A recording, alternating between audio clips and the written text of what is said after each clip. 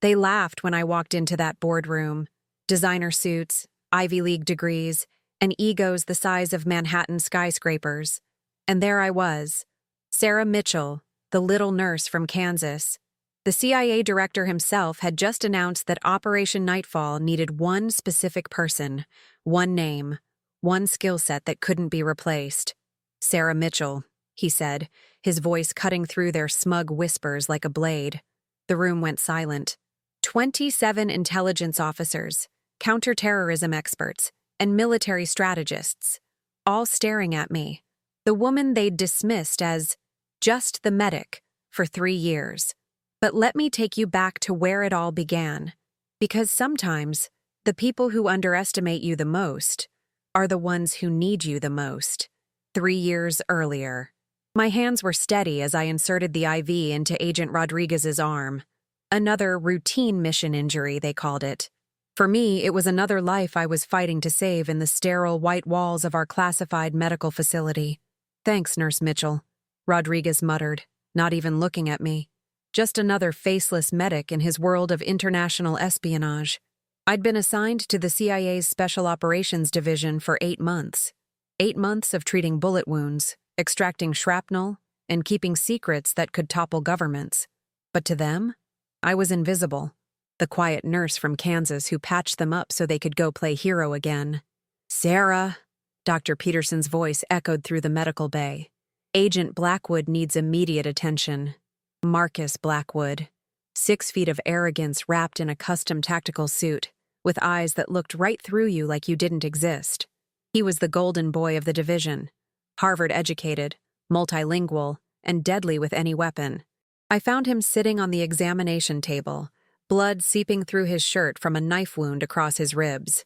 Let me guess, I said, pulling on latex gloves. Routine mission in Prague? He barely glanced up from his phone. Just patch it up, nurse. Whatever your name is. Mitchell. Sarah Mitchell. I'd only told him my name 6 times in 8 months. Right. His fingers kept typing while I cleaned the wound. I've got a debrief in 20 minutes. Make it quick. The cut was deeper than he was pretending. It needed stitches, antibiotics, and 48 hours of rest. But Marcus Blackwood didn't have time for medical advice from just a nurse. This needs proper care, I said, preparing the suture kit. You could develop an infection. I don't need a medical lecture from someone who's never been in the field. His voice was ice cold. Just do your job. Do my job. As if keeping him alive wasn't exactly that.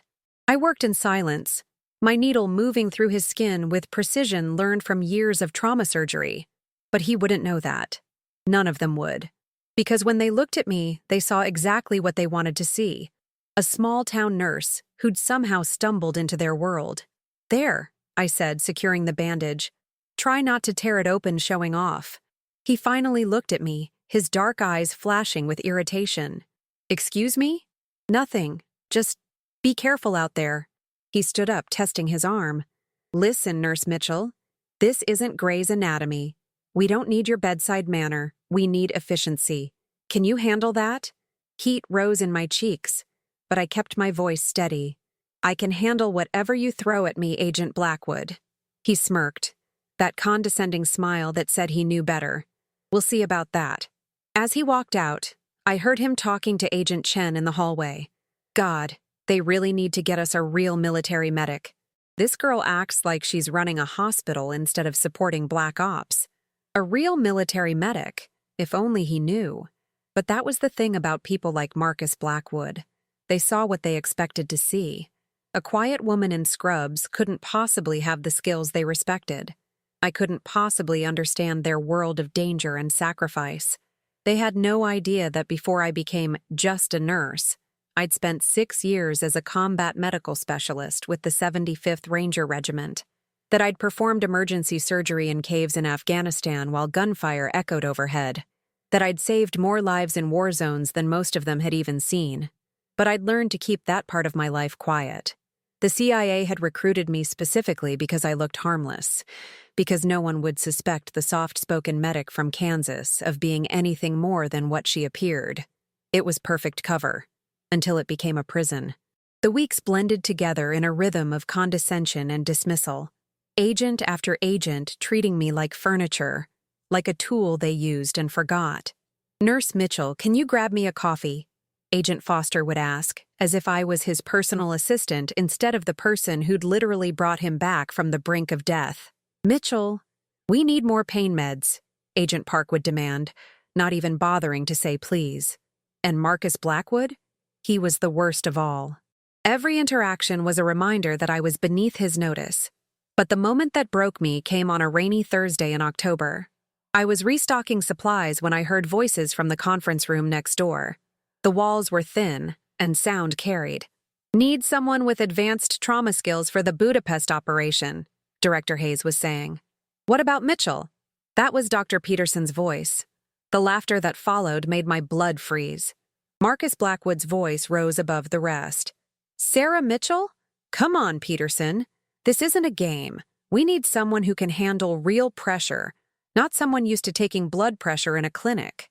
"She's actually very skilled," Dr. Peterson tried to defend me.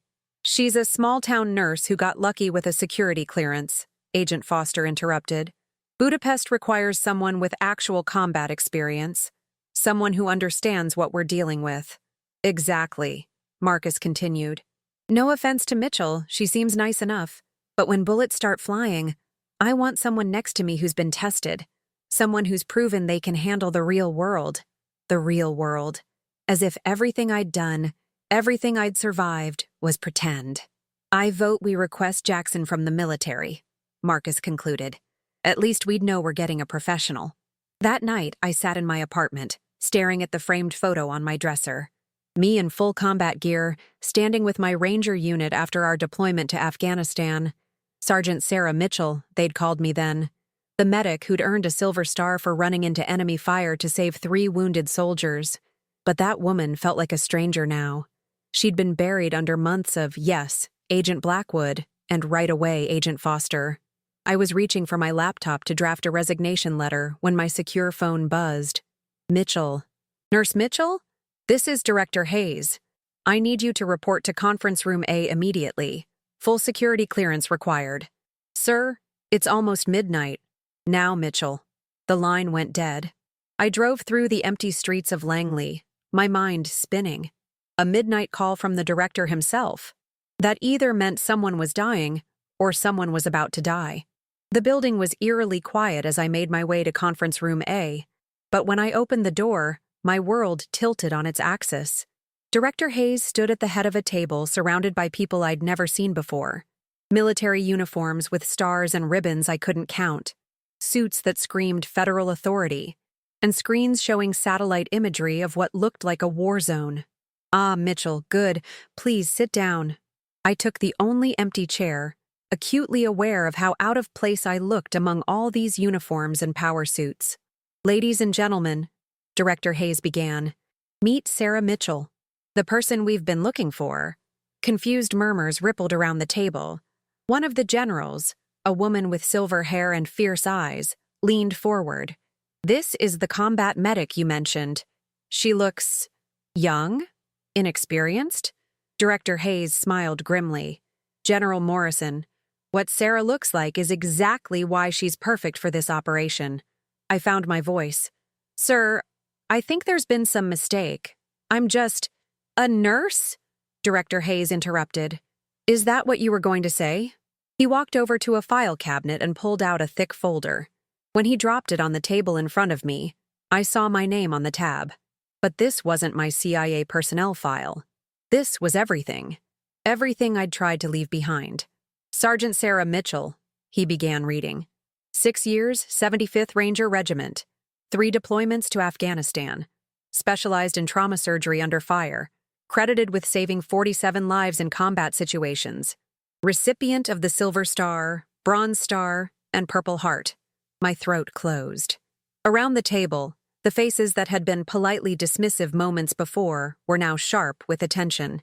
"The operation we're discussing tonight," Director Hayes continued, "requires someone who can perform emergency surgery in hostile territory, someone who can work under extreme pressure without backup, someone who looks exactly like what they're not." He flipped open the folder to a satellite image of a compound in what looked like Eastern Europe. We have an asset trapped inside a human trafficking ring in Moldova. She's been undercover for 8 months, gathering intelligence on a network that spans 12 countries. 3 days ago, she was compromised. The room was dead silent. She's been tortured. Badly. But she's still alive, and she still has information that could save hundreds of lives. The problem is she's too damaged to move. She needs immediate surgical intervention, or she's going to die. General Morrison leaned forward. Why not extract her to a military hospital? Because the trafficking ring is run by someone with connections inside our government, someone who's been feeding them information about our operations. If we use normal extraction protocols, our asset dies before she can tell us who the mole is. My heart was pounding. What does this have to do with me? Director Hayes smiled. And for the first time in months, someone was looking at me like I mattered. Because, Sergeant Mitchell, we need someone who can walk into that compound, pose as a victim, get close to our asset, and perform surgery to stabilize her for extraction, all while being completely invisible to everyone who matters. A nurse, I whispered, understanding flooding through me. Exactly. Someone they'll dismiss as harmless. Someone they'll underestimate completely. His eyes held mine. Someone exactly like the person you've been pretending to be for the past 3 years. The weight of it hit me like a truck. They hadn't been dismissing me. They'd been training me.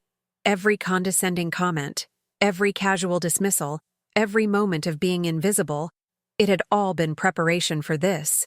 The mission is volunteer only, Director Hayes continued. But I have to tell you, Sergeant, you're the only person alive who has both the medical skills and the perfect cover to pull this off. I looked around the table at all these powerful people who could start wars or end them with a single decision. And they were all waiting for my answer. The small-town nurse from Kansas that Marcus Blackwood had dismissed so easily. The real-world professional that Agent Foster didn't think I could handle. The woman they'd laughed at for 3 years. I thought about their voices in that conference room. Their casual certainty that I wasn't good enough for their world. I thought about the asset trapped in Moldova, another woman who needed someone to believe she was worth saving. And I thought about the person I used to be, the person I'd buried under months of being invisible. When do we leave? I asked. The relief in Director Hayes' eyes was immediate. 72 hours. Mitchell, success on something like this opens doors. But failure means I don't come home. I finished. He nodded. I understand. As the meeting broke up, Director Hayes approached me one more time. Sarah, can I ask you something? In all your time here, did you ever wonder why we assigned you specifically to our Special Operations Medical Unit? I'd wondered, actually. My nursing credentials weren't anything special, and my military service hadn't been mentioned once during recruitment. I assumed you needed medical staff with security clearance. He shook his head. We've been watching you for a long time, Sergeant. Your commanding officer in Afghanistan sent us a recommendation. He said you were the only medic he'd ever seen who could disappear in plain sight and still save every life that mattered. I don't understand. He said you had a gift for being underestimated, that people looked at you and saw exactly what they expected to see, never what you actually were. In our business, that's rarer than diamonds. As I drove home through the dark streets, I found myself smiling for the first time in months. In 72 hours, the world would find out who I really was, and Marcus Blackwood was going to get a front-row seat to that revelation. Because sometimes, the most dangerous person in the room is the one everyone forgets is there. 72 hours later, I stood in the cargo bay of a military transport plane, watching the lights of Moldova appear through the darkness below. My heart hammered against my ribs, but my hands were steady. They always were when lives depended on it. The briefing had been intense. Agent Victoria Chen, our trapped asset, had been working deep cover in a human trafficking network run by Dmitry Volkov. She'd been gathering evidence about his connections to corrupt officials in 12 countries when someone betrayed her. Now she was dying in a compound outside Chisinau, and I was her only hope. But I wasn't going in alone. 2 minutes to drop zone, the pilot announced over the comm. I looked across the cargo bay at the man checking his tactical gear one more time. Marcus Blackwood. Of course they'd assigned him as my extraction partner. The universe had a sick sense of humor. Remember, he said, not looking at me. This isn't one of your medical emergencies back at base. This is real combat. When I give you an order, you follow it immediately. No questions, no hesitation. I adjusted my worn civilian clothes, the perfect disguise of a trafficking victim. Understood, Agent Blackwood. Good. And Mitchell? He finally met my eyes. Try not to panic when things go sideways. I've seen a lot of people freeze up their first time in real danger. Their first time. If only he knew this would be my 43rd combat operation. I'll do my best, I said quietly. We jumped at different coordinates. Marcus would position himself for extraction while I walked into hell pretending to be helpless. The irony wasn't lost on me. The compound was a nightmare wrapped in rusted chain-link fence. Abandoned warehouses converted into a prison where human dignity went to die. I let the guards capture me 3 blocks away, playing the terrified victim perfectly. Please, I whimpered as they dragged me through the gates. I just want to go home. The guard laughed, his breath reeking of vodka and cruelty. Home is gone, little bird. You belong to Volkov now. They threw me into a concrete cell with 12 other women. The smell of fear and desperation was suffocating. But my eyes immediately found her, Victoria Chen, huddled in the corner, barely conscious. Her breathing was shallow, her skin gray with infection. Without immediate surgery, she'd be dead in hours. You're new, whispered the woman next to me. Her English was broken, but determined. I am Elena. Don't let them see you cry. Makes them happy. I nodded, studying Victoria's condition from across the cell. Internal bleeding, possible organ damage, and definitely sepsis setting in. This wasn't going to be a simple stabilization. This was going to require everything I'd learned in Afghanistan and more. The sick one, I said quietly to Elena, pointing toward Victoria. How long has she been like that? 3 days. They hurt her bad. She keeps saying numbers in her sleep, drives guards crazy. Bank account numbers. Victoria was trying to stay conscious long enough to give us the evidence we needed. The woman was incredible. That night, when the guards made their rounds, I made my move. I'd palmed a scalpel during the briefing, hidden it so well even Marcus's security check had missed it. Now I crawled across the cell floor toward Victoria. Agent Chen, I whispered. I'm Sarah Mitchell. CIA sent me. Her eyes fluttered open, unfocused, but alert enough to recognize help. You're the nurse, she breathed. I'm going to get you out of here, but I need to operate first. Can you stay conscious a little longer? She nodded weakly. The numbers. In my bra. Bank accounts. 12 countries. I found the tiny memory chip hidden exactly where she said. Our entire mission's intel, compressed into something smaller than a fingernail. This was what hundreds of lives depended on. Elena, I called softly, I need you to watch for guards. What I did next would have impressed any trauma surgeon in the world.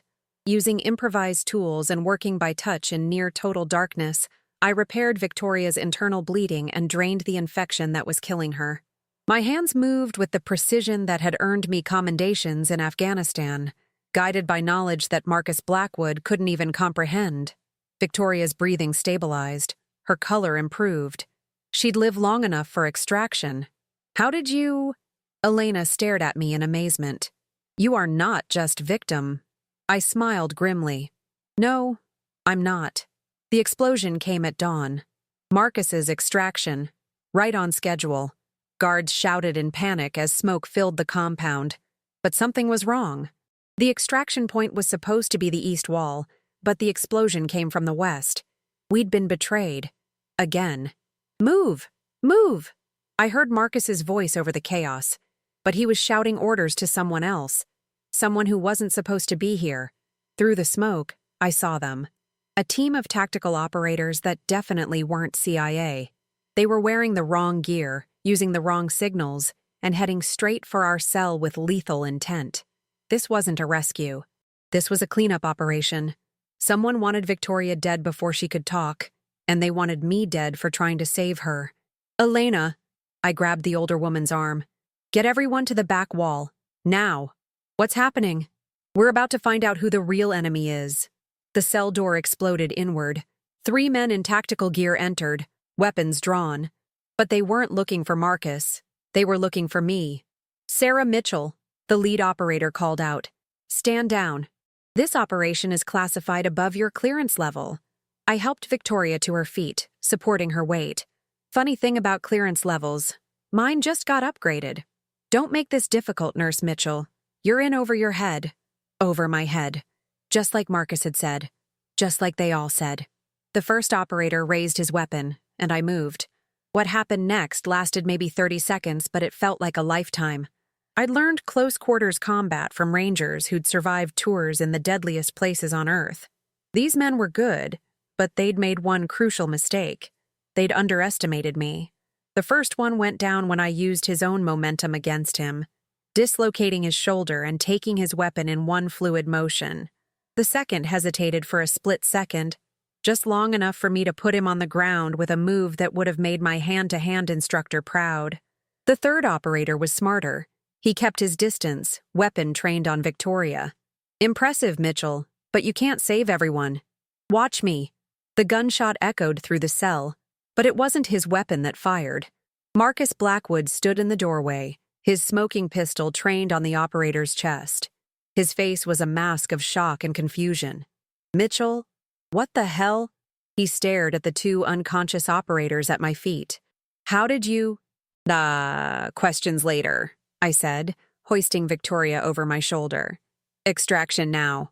We fought our way through the compound with Marcus covering our retreat, but I could see it in his eyes. Everything he thought he knew about me was crumbling with every tactical move I made, every professional decision that kept us alive. The east wall, he called out.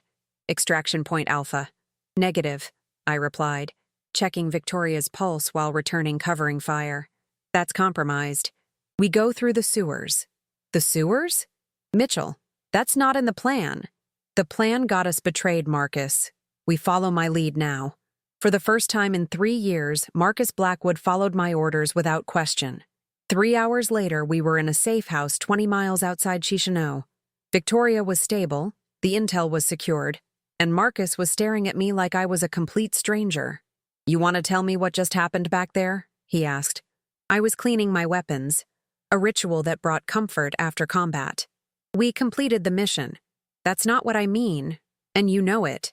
He sat down across from me. Mitchell, I've never seen moves like that outside of special forces, and the way you handled that surgery, that wasn't basic field medicine. I looked up at him. You want the truth, Marcus? I think I deserve it. The truth is, for 3 years you've been working alongside someone you never bothered to actually see. You looked at a small-town nurse and decided that was all I could be. You never asked about my background, my training, or my experience. You just saw what you expected to see. His face flushed. I had no way of knowing. You had every way of knowing. My file was available to anyone with the clearance to access it. But you didn't care enough to look. I set down my weapon and faced him fully. Sergeant Sarah Mitchell, 75th Rangers, 6 years active duty, 3 combat deployments. Specialized in trauma surgery under fire and close-quarters combat. Silver Star recipient for valor under enemy fire in Afghanistan.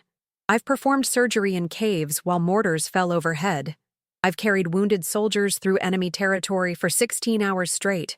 I've killed 12 enemy combatants in hand-to-hand combat to protect my patients.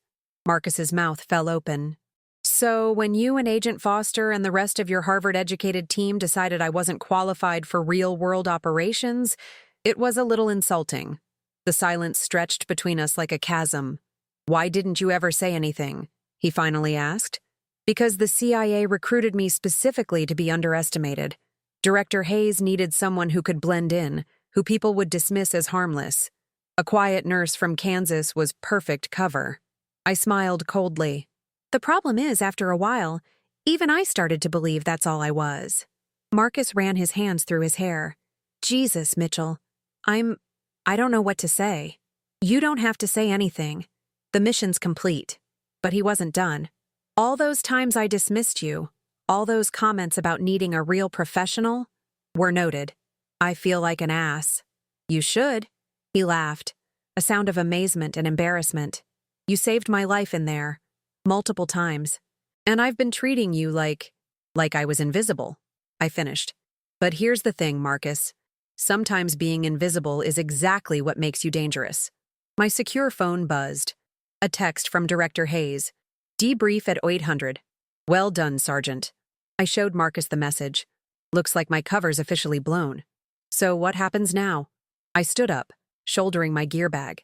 Now I go back to being exactly who I always was. The difference is, now everyone knows it. As we prepared to leave the safe house, Marcus stopped me one more time. Mitchell, Sarah, I want you to know what happened back there, the way you handled everything. I've never seen anything like it. You're not just good. You're extraordinary. I looked at him, really looked at him, for the first time in 3 years. Thank you, Marcus. That means something coming from you. Can I ask you one more question? Shoot. When you were listening to us in that conference room, when we were talking about the Budapest operation, were you hurt? Really hurt? I considered lying. Considered protecting his feelings the way I'd been protecting everyone's assumptions for 3 years. Instead, I told him the truth. It nearly broke me. He nodded slowly. I'm sorry. For all of it. Apology accepted. 2 weeks later, I walked back into the CIA medical facility for the first time since Moldova. But everything was different now. Agent Rodriguez stood up when I entered. Sergeant Mitchell, thank you for everything. Agent Foster nodded respectfully. Ma'am. Dr. Peterson smiled proudly. Welcome back, Sarah. And Marcus?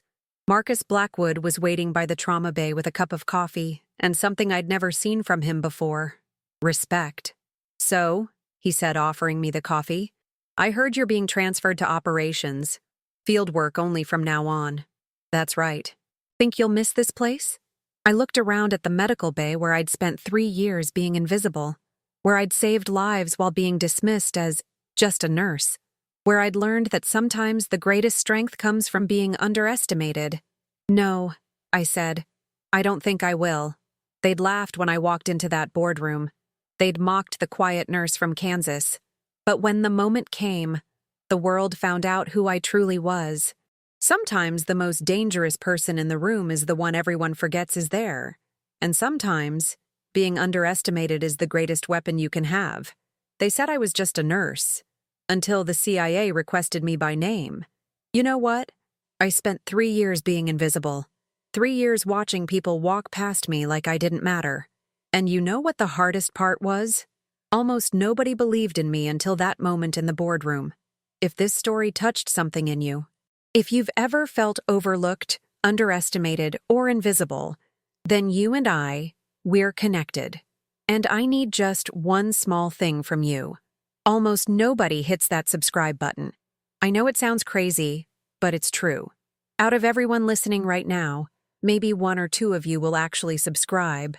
But here's the thing. It's free. It takes 2 seconds. And it's the only way I can keep sharing these stories of people who refuse to stay invisible.